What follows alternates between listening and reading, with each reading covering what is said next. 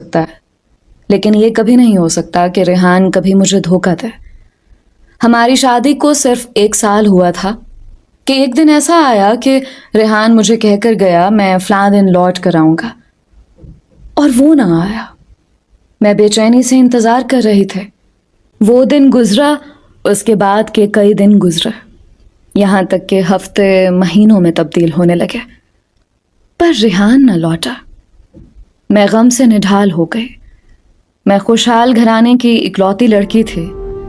ये नहीं कि मुझे माँ बाप के घर में किसी शय की कमी थी, लेकिन रेहान की मोहब्बत और उसकी जुदाई मेरे दिल में घाव डाल रही थी। 6 माह गुजर गए। गर्मियों के दिन गुजर चुके, सर्दियां आ गई, लेकिन मैंने वो खिड़की बंद ना की जिसमें से झांक कर मैं रेहान की राह देखा करती थी। रेहान जिस रास्ते से आता था, ये खिड़की उसी रास्ते पर खुलती थी। हर रोज यही सोचती कि आज वो जरूर आ जाएगा, क्योंकि आज तक ऐसा ना हुआ था कि जिस दिन का वो बता कर गया हो उस वक्त मुकर्ररा पर लौट कर ना आया हो।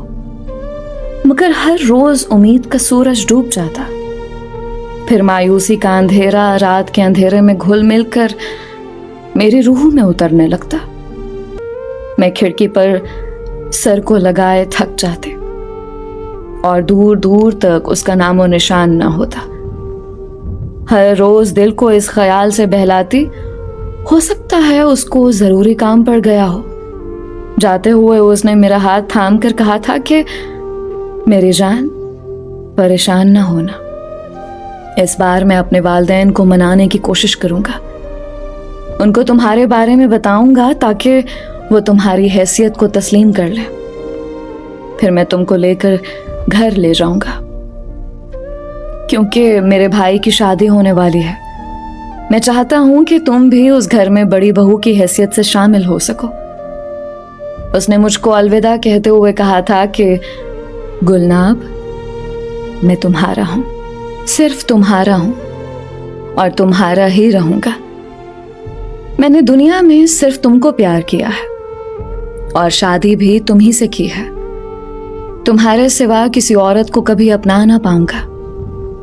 वक्त गुजरता रहा, फिर पता चला कि रेहान के मकान में एक नया मालिक आ गया है। बाग का सारा अमला भी बदल गया। अब्बा जान ने आकर बताया रेहान ने बाग, मकान और जमीन का सौदा कर दिया है और अब यहाँ पर नया मालिक आ गया है। मैं रोने लगे तो अब्बू ने मुझे तसल्ली दी और मेरी वालिदा को बुरा भला कहने लगे कि इसीलिए मैं कहता था कि अकेले लड़के को लड़की का रिश्ता नहीं देना चाहिए, क्योंकि फिर इन हालात में लड़की वाले ही बेबस होकर रह जाते हैं और कोई जिम्मेदारी नहीं उठाता। अगर उसके खानदान वाले इस शादी में शामिल होते तो आज हम जाकर उन्हें पकड़ सकते थे। हमारे यहाँ एक लड़की की शादी एक लड़के से नहीं होती, बल्कि एक खानदान की दूसरे खानदान से होती है। अम्मी सर झुकाए बैठी थी। वो अब क्या जवाब देती? उन्होंने मेरी खुशी का ख्याल किया था।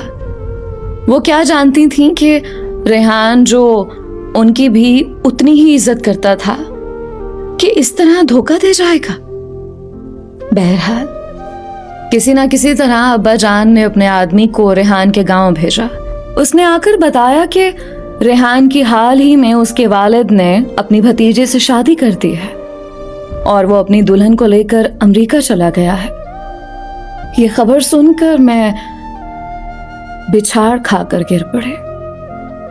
ऐसा लगता था किसी ने मेरे कानों में गरम गरम सीसा उंडेल दिया। मेरा दिल बंद होने लगा। माँ ने सहारा दिया और बाप ने समझाया, मगर दिल किसी के समझाने की चीज तो नहीं। उम्र गुजर गई इसको समझाते समझाते।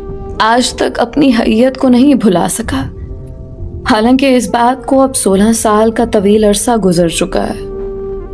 मगर आज भी खिड़की खुली है और मैं रोज ही उसमें से झांक कर अपने मन चाहे महबूब का इंतजार करती हूँ। शायद कभी उसको मेरा ख्याल आ जाए और वो लौट आए। दोस्तों, ये थी गुलनाब और रेहान की कहानी। امید کرتی ہوں اس کہانی سے آپ سبھی نے بہت کچھ سیکھا ہوگا. اپنی رائے کا اظہار کامنٹس میں ضرور کیا کریں. آپ سب کے پیار اور سپورٹ کا بے حد شکریہ.